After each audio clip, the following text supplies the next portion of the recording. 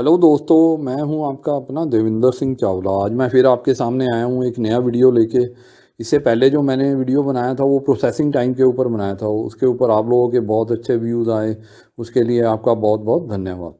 तो आज मैं जो वीडियो बनाने जा रहा हूं वो कनाडा टूरिस्ट वीज़ा के ऊपर है। उसमें मैं आपको बताऊंगा जो लोग मेरे से अलग अलग सवाल पूछते हैं, क्वेश्चन पूछते हैं, उनका मैं क्या आंसर देता हूं। वो मैंने आज 10 ऐसे क्वेश्चन सेलेक्ट किए हैं जो मेरे से लोग फ़ोन करके पूछते हैं या कमेंट सेक्शन में अपने कमेंट्स डाल के पूछते हैं, जो ऑफिस में आते हैं मुझे विज़िट करते हैं। और जो वो अलग अलग 10 मैंने क्वेश्चन सेलेक्ट किए हैं उनके मैं इसमें आंसर देने जा रहा हूँ। तो सबसे पहला क्वेश्चन मैं इस वीडियो में जिसके बारे में मैं आपको बताऊंगा वो ये है कि लोग मुझसे स्पॉन्सरशिप लेटर के बारे में बहुत पूछते हैं। वो कहते हैं कि क्या मैं वहाँ से एक स्पॉन्सरशिप लेटर मंगवा लूँ या ख़रीद के मंगवा लूँ, या किसी को मैं पे कर दूँ वो मेरे को स्पॉन्सरशिप लेटर भेज दे, तो उसका उसका मुझे फ़ायदा होगा। देखिए ऐसे है कि देखो, स्पॉन्सरशिप लेटर का जो फ़ायदा है वो तभी होता है अगर आपका कोई फ्रेंड है या आपका कोई रिलेटिव है जो ब्लड रिलेशन है वो आपको स्पॉन्सर कर रहा है, तो उस स्पॉन्सरशिप लेटर का सबसे ज़्यादा फ़ायदा होता है। अगर आप किसी से ख़रीद के स्पॉन्सरशिप लेटर लेते हैं या तो वो आपको जानता हो फिर ठीक है, नहीं तो कई बार होता है उसका नुकसान भी हो जाता है क्योंकि आपको पता नहीं है कि वो कौन आदमी है, उसका वहाँ पे क्या स्टेटस है, उसका कोई प्रॉब्लम तो नहीं चल रही है इमिग्रेशन के साथ। तो उसमें सिर्फ आपको स्पॉन्सरशिप लेटर की उस केस में सिर्फ उतना ही फ़ायदा होगा जितना एक होटल बुकिंग के ऊपर आप अपना वीज़ा लगाते हैं, उतना ही फ़ायदा होगा। तो चलो अब हम चलते हैं दूसरे क्वेश्चन पे। तो दूसरा क्वेश्चन भी बहुत ही एक नॉर्मल क्वेश्चन है जो मेरे को ऑलमोस्ट सभी लोग पूछते हैं। वो पूछते हैं कि मेरी तो प्राइवेट जॉब है, क्या मुझे वीज़ा मिल जाएगा? देखिए, इससे कोई मैटर नहीं करता कि आपके पास प्राइवेट जॉब है या आपके पास गवर्नमेंट जॉब है। वो जो वीज़ा ऑफिसर है आपकी फ़ाइल में ये देखता है कि आप यहाँ पे वेल सेटल्ड हैं, आपके पास फाइनेंशियल मीन्स हैं, आपके पास एसेट्स हैं, आपके पास प्रॉपर्टी है और आप यहाँ पे वेल सेटल्ड है, तो वो आपको वो वीज़ा ग्रांट कर देंगे। उससे कोई फ़र्क नहीं पड़ता कि आपके पास गवर्नमेंट जॉब है या प्राइवेट जॉब है। अगर आपकी सेटलमेंट अच्छी है तो आपको वीज़ा मिल जाएगा। ये नहीं है कि आपके पास गवर्नमेंट जॉब है पर आप यहाँ पे वेल सेटल्ड नहीं है तो तब भी आपको वीज़ा रिफ्यूज़ हो जाएगा। तो ये चीज़ को आप ध्यान रखिए कि प्राइवेट जॉब का इतना वो आप मत सोचिए, नेगेटिव मत होइए कि आपको शायद वीज़ा नहीं मिलेगा इसके। तो चलो हम चलते हैं तीसरे क्वेश्चन पे। तीसरे इस क्वेश्चन में मैं आपको ये बताने जा रहा हूँ कि कई लोग क्या है कि पहले वीज़ा अपना अप्लाई कर देते हैं, वो अपनी एप्लीकेशन अप्लाई कर देते हैं। तो उसके बाद क्या है कि कई बारी तो चलो जिनको वीज़ा मिल जाता है वो तो बहुत अच्छा उनके साथ होता है, उनको तो दोबारा सोचने की ज़रूरत नहीं पड़ती। तो क्या होता है कि कुछ लोगों को जिनको रिफ्यूज़ल मिलता है तो वो क्या करते हैं कि अपना प्रोफाइल चेंज करके दोबारा अपना जो वीज़ा है एप्लीकेशन फ़ाइल करना चाहते हैं। तो देखिए, इसमें मैं ये आपको बताना चाहता हूँ कि अगर आप अपना प्रोफाइल चेंज करके फिर दोबारा एप्लीकेशन लगाना चाहते हैं तो उसके लिए आप थोड़ा वेट कीजिए। आप एकदम से मत लगाइए, एकदम से प्रोफाइल चेंज करके मत लगाइए, क्योंकि आपकी ऑलरेडी प्रोफाइल जो है वहाँ पे आपने शो की है। तो ये तो है नहीं कि ओवरनाइट या रातों रात आपकी प्रोफाइल चेंज हो जाएगी।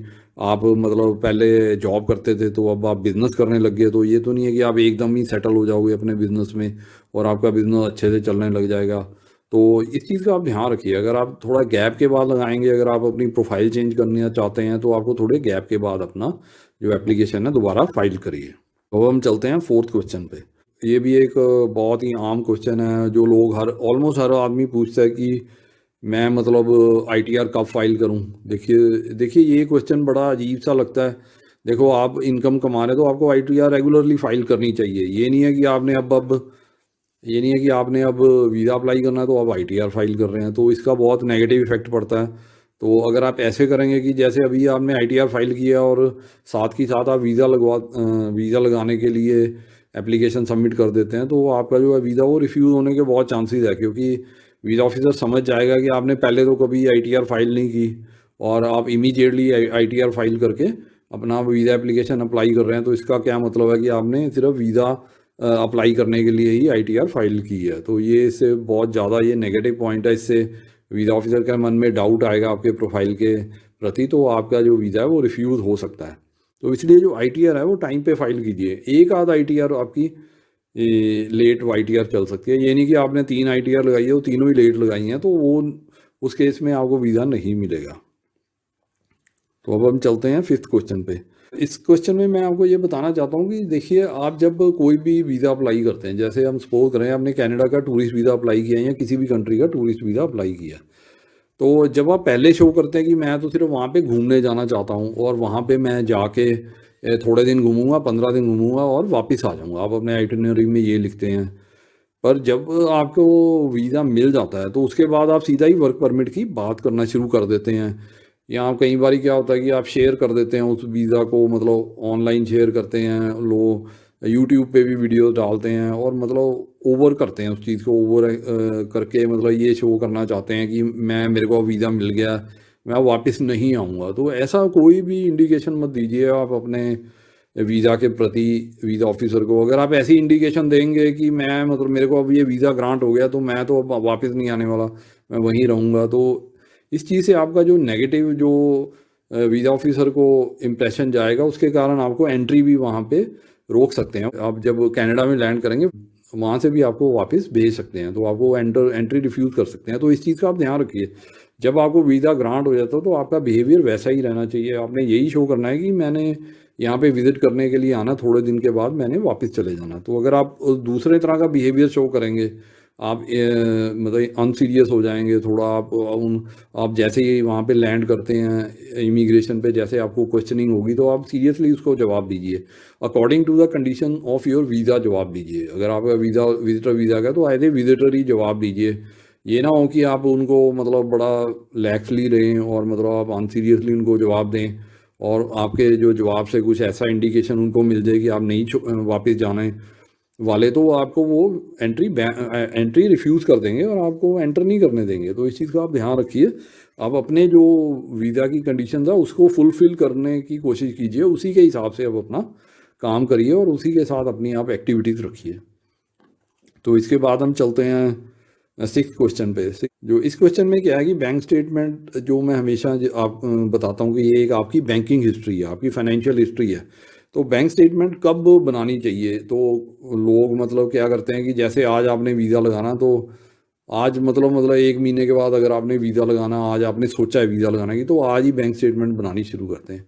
तो ऐसी बैंक स्टेटमेंट भी मत बनाइए, कम से कम 4-5 महीने पुरानी आप अपनी बैंक स्टेटमेंट बनानी शुरू कीजिए, अपनी बैंकिंग प्रोफाइल बनानी शुरू कीजिए। जो मैं आपको रिकमेंड करूँगा, कम से कम 1 साल पहले इस चीज़ की तैयारी कीजिए। अगर आप इमीडिएटली बनाएंगे, इमीडिएटली उसमें फ़ंड डलवाएंगे और किसी से मांगोगे फंड्स, या अपने भी आप डलवाएंगे, एकदम कैश डलवाएंगे, तो आपके लिए प्रॉब्लम खड़ी हो सकती है और फिर भी आपको वीज़ा नहीं मिलेगा।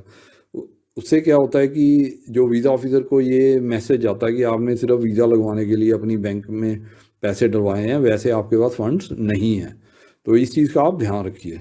और मोर ओवर जब आप बैंकिंग बनाएंगे तो हर महीने की जो आपकी बैलेंस है हर महीने में बढ़ना चाहिए पिछले महीने से। तो आपकी इस तरह की स्टेटमेंट होनी चाहिए, इंक्रीमेंटल स्टेटमेंट होनी चाहिए, ताकि स्टेप स्टेप बाय वो इंक्रीमेंट हो रहा है आपका बैलेंस, तो वही स्टेटमेंट हेल्दी मानी जाती है, उसी के हिसाब से आपको वीज़ा ग्रांट होगा। तो हम चलते हैं सेवन्थ क्वेश्चन पे। तो सेवन्थ क्वेश्चन में लोग मेरे से पूछते हैं कि जब हम वहाँ पे, आपको अगर विजिटर वीज़ा मिल जाता है, जब आपको हम यहाँ पे कनाडा का एग्जांपल लेते हैं, आप किसी भी कंट्री का आपको विजिटर वीज़ा मिल जाता है, जब आप वहाँ पे लैंड करते हैं वहाँ की एयरपोर्ट पे, तो वहाँ पे जो इमिग्रेशन ऑफिसर है वो आपसे क्वेश्चंस करेगा। तो आपने उसके क्वेश्चन बड़े ध्यान से सुनने हैं और बड़े ध्यान से उनका आंसर देना है। ये नहीं कहना कि आपने कोई जल्दबाजी नहीं करनी, ये कुछ भी गलत चीज़ नहीं कहनी वहाँ पे, कुछ भी ऐसा नहीं उनको बताना कि मैं यहाँ से नहीं जाने वाला वापस, या मैं ये काम करना चाहता हूँ। आपने सिर्फ यही इंडिकेशन देनी है कि मैंने सिर्फ यहाँ पे घूमने आया हूँ, थोड़े दिन के लिए घूमूंगा और वापस चले जाऊँगा। और पैनिक मत कीजिए, अगर वो कुछ अनसीरियस सवाल भी पूछते हैं या आपको कुछ ऐसे सवाल पूछते हैं जिसका आपको आंसर नहीं भी आता, तब भी पैनिक मत कीजिए और मतलब जल्दबाजी मत कीजिए, घबराइए मत, सिर्फ कामली उनका आंसर दीजिए, जो आपकी सिचुएशन में सबसे अच्छा आंसर है उसको दीजिए, घबराइए मत बिल्कुल भी। और इसके बाद हम चलते हैं एट्थ क्वेश्चन पे। तो एट्थ क्वेश्चन में मेरे से लोग पूछते हैं कि मैं क्या अपने क्वालिफिकेशन सर्टिफिकेट ले जाऊँ साथ में। तो देखिए, अगर आप क्वालिफिकेशन सर्टिफिकेट अपने लेके जाना चाहते हैं तो उसको कम से कम आप अपने हैंड बैग में मत लेके जाइए। अगर लेके जाना चाहते हैं तो जो चेक इन बैगेज होता है, जो 23 kg का बैगेज आपका बैग होता है, जो चेक इन हो जाता है एयरपोर्ट में, मतलब वो अलग से आता है, तो उसमें आप उसमें रखिए उनको, अपने हैंड बैग में मत रखिए। ये ना हो कि वो आपका हैंड बैग चेक करें तो उस पे से फाइल निकल आई, उसमें आपके ये डिग्री के डॉक्यूमेंट और एजुकेशनल क्वालिफिकेशन के हो, उसमें आईलेट्स का सर्टिफिकेट हो, तो उसके कारण भी आपको जो एंट्री है रिफ्यूज़ हो जाएगी, क्योंकि उससे वो देख सकते हैं कि आप यहाँ पे जॉब करने आ रहे हैं, आप यहाँ पे इंटरव्यू देने आ रहे हैं, तो आपको वो रोक सकते हैं एंट्री से। तो इस चीज़ का आप ध्यान रखिए। अब हम चलते हैं नाइन्थ क्वेश्चन में। तो नाइन्थ क्वेश्चन है, ये आपके मोबाइल फ़ोन के रिगार्डिंग है। जैसे आप क्या है कि आजकल मोबाइल फ़ोन हर कोई कैरी करता है, कोई ऐसा आदमी नहीं है दुनिया में जो आजकल मोबाइल फ़ोन कैरी नहीं करता, तो आप भी करेंगे। तो उसमें जो अपनी चैट्स हैं, अगर आपने किसी के साथ चैट किया जॉब के बारे में या कुछ ऐसा कुछ क्वेश्चन उसमें आपने डिस्कस किया, प्लीज़ उसको आप पहले ही डिलीट कर दीजिए। ऐसी चैट्स को आप रिमूव कर दीजिए, जिससे आपके इंटेंशन पे शक हो सके। मैं ये नहीं कह रहा कि सारी चैट डिलीट कर दीजिए, सारी चैट्स डिलीट करने की ज़रूरत नहीं है। सिर्फ जो सेंसिटिव चैट्स हैं, जिसके ऊपर आप वीज़ा ऑफिसर को शक हो सके कि आप यहाँ पे जॉब करने आ रहे हैं, आपका मकसद यहाँ पे घूमना नहीं है, तो वो ऐसी चैट्स को आप डिलीट कर दीजिए। और हो सके तो उसको 1 हफ़्ता 15 दिन पहले ही डिलीट कर दीजिए अपने फ़ोन से। ये नहीं कि आप वहाँ जाएंगे तो इमीडिएटली डिलीट करिए, आप हफ्ता 15 दिन या महीना पहले ही उन चैट्स को डिलीट करके जाइए। तो इसके बाद हम चलते हैं 10वें क्वेश्चन पे, जो इस वीडियो का लास्ट क्वेश्चन है। तो इसमें जो मैं ये बताना चाहता हूँ आपको कि जो आप फ़्लाइट लेते हैं ना, जैसे आप सपोज करो कनाडा की फ़्लाइट ले रहे हैं या किसी भी कंट्री की, यूके की या ऑस्ट्रेलिया टूरिस्ट वीज़ा पे ऑस्ट्रेलिया की फ़्लाइट ले रहे हैं, तो आप ट्राई करिए कि आप डायरेक्ट फ़्लाइट पे जाइए। आपका जो लैंडिंग पॉइंट है और जहाँ जहाँ पे आपने जाना, सपोज करो आपने टोरंटो जाना, तो आप जैसे इंडिया से आपने दिल्ली से जाना, तो दिल्ली से टोरंटो की डायरेक्ट फ़्लाइट लीजिए, वाया फ़्लाइट मत लीजिए।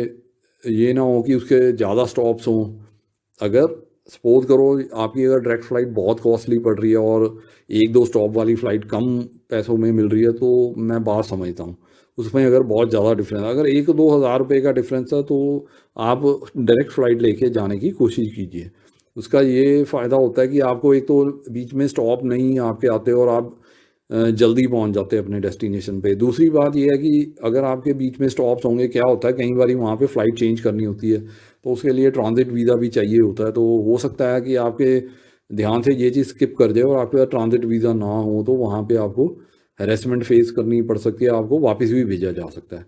तो इसलिए आप हमेशा ट्राई करिए कि आप डायरेक्ट फ़्लाइट पे ट्रैवल करें जितना हो सके। हाँ, अगर एक आध स्टॉप है, आपको पता है कि वहाँ पे ट्रांजिट वीज़ा नहीं चाहिए, आपको सारा नॉलेज है, तो आप वाया फ़्लाइट भी ले सकते हैं, मतलब लिंक्स वाली फ़्लाइट भी ले सकते हैं। तो ये था मेरा आज का वीडियो। आज मैंने ये 10 क्वेश्चन डिस्कस किए आपके साथ। उम्मीद करता हूँ कि आपको कुछ नई बातों का पता लगा होगा और आपको कुछ जो आपके मन में डाउट्स है वो क्लियर हो गए होंगे और आपको अपने क्वेश्चन का आंसर मिला होगा। तो अगर आपको मेरा वीडियो पसंद आया तो आप इसको अपने फ्रेंड्स, फैमिली मेम्बर और रिलेटिव्स के साथ शेयर कीजिए। हो सकता है उनको ये वीडियो की ज़्यादा ज़रूरत हो, उनको इस वीडियो से ज़्यादा फ़ायदा हो सके। तो इसके अलावा अगर आप मेरे वीडियो पे आज पहली बार ही हैं, तो आप मेरे चैनल को सब्सक्राइब कर दीजिए और सब्सक्राइब करने के बाद जो बेल आइकन आता है उसको आप प्रेस कर दीजिए, ताकि आपको मेरे नई वीडियो की इन्फॉर्मेशन और नॉलेज सबसे पहले मिल सके। इसके अलावा अगर आप मेरे से मिलना चाहते हैं, मेरे से अपनी फ़ाइल के बारे में डिस्कस करना चाहते हैं, तो ये जो वीडियो के स्क्रीन के ऊपर मेरा नंबर आ रहा है, इसके ऊपर आप फ़ोन करके मेरे से अपने क्वेश्चंस का आंसर ले सकते हैं, अपने डाउट्स क्लियर कर सकते हैं और मेरे साथ अपॉइंटमेंट फिक्स करके मेरे को ऑफिस में आके मिल सकते हैं, अपनी फ़ाइल डिस्कस कर सकते हैं। और जो कनाडा टूरिस्ट वीज़ा की फ़ाइल है, ऑस्ट्रेलिया टूरिस्ट वीज़ा की फ़ाइल है, किसी भी विजिटर वीज़ा की फ़ाइल आप फ्री ऑफ कॉस्ट मेरे से बनवा सकते हैं और अपनी जो डिस्कशन करके अपनी जो फ़ाइल है कंप्लीट कर सकते हैं। इसके बाद मैं आपको बताना चाहता हूँ, जैसे मैं हर अपने वीडियो पे बताता हूँ कि मैंने आपके लिए ये बुक लिखी है, जिसमें मैंने सारे आपको डॉक्यूमेंट्स बताए हुए हैं कि कौन कौन से डॉक्यूमेंट लगाने हैं और उनका स्पेसिमन भी दिया हुआ है, सैंपल सारा कुछ दिया हुआ है, जिसको आप देख के अपने आप अपनी फाइल बना सकते हैं। किसी एजेंट या कंसल्टेंट के पास जाने की जरूरत नहीं है। इस बुक की कीमत है सिर्फ 450 रुपये, 450 रुपीज़ ओनली, जो आप मुझे पेटीएम या बैंक ट्रांसफ़र से या गूगल पे से भी भेज सकते हैं। और जैसे ही आपकी पेमेंट मुझे मिलेगी तो मैं आपको ये जो बुक है आपको आपके एड्रेस पे कोरियर या रजिस्टर्ड पार्सल के थ्रू भेज दूंगा। इसी तरह एक बुक मैंने ये भी लिखी है, जिसमें मैंने वर्क परमिट के बारे में बताया कि आप कनाडा का वर्क परमिट कैसे ले सकते हैं, कौन कहाँ से जॉब अपनी ढूंढ सकते हैं, कैसे आप जॉब के लिए अप्लाई कर सकते हैं और LMIA के लिए अप्लाई कर सकते हैं। उसके बाद आपने अपना जो फाइल है कैसे बनानी है वर्क परमिट के लिए, कौन कौन से फॉर्म भरने हैं, कौन कौन से डॉक्यूमेंट लगाने हैं और क्या क्या डिटेल्स जो आपको चाहिए पता होना चाहिए वो इस बुक में सारी दी हुई है। इसकी कीमत भी सिर्फ 450 रुपये है, 450 रुपीज़ ओनली। ये भी आप मुझे गूगल पे या पेटीएम या बैंक ट्रांसफ़र के द्वारा भेज सकते हैं। और मैंने जो पेटीएम और गूगल पे नंबर है नीचे डिस्क्रिप्शन में दिया हुआ, आप वहाँ पे पेमेंट करके मुझे जैसे इन्फॉर्म करेंगे मैं आपको आपके एड्रेस पे ये बुक कोरियर या रजिस्टर्ड पार्सल के द्वारा भेज दूंगा। इसके अलावा जो मैं हर वीडियो में ऑफर देता हूँ आप लोगों के लिए, आपके बेनिफिट के लिए, कि अगर आप कनाडा के टूरिस्ट वीज़ा की फ़ाइल फ्री ऑफ कॉस्ट बनवाना चाहते हैं तो आप मेरे को कॉन्टैक्ट कर सकते हैं मेरे मोबाइल नंबर पे जो नीचे डिस्क्रिप्शन में दिया हुआ है। तो उसके ऊपर आप मेरे से कॉन्टैक्ट करके अपॉइंटमेंट फिक्स करके मेरे ऑफिस आ सकते हैं और अपनी फ़ाइल जो कनाडा टूरिस्ट वीज़ा के लिए बिल्कुल फ्री ऑफ कॉस्ट बनवा सकते हैं। तो ये था मेरा आज का वीडियो। Okay, bye.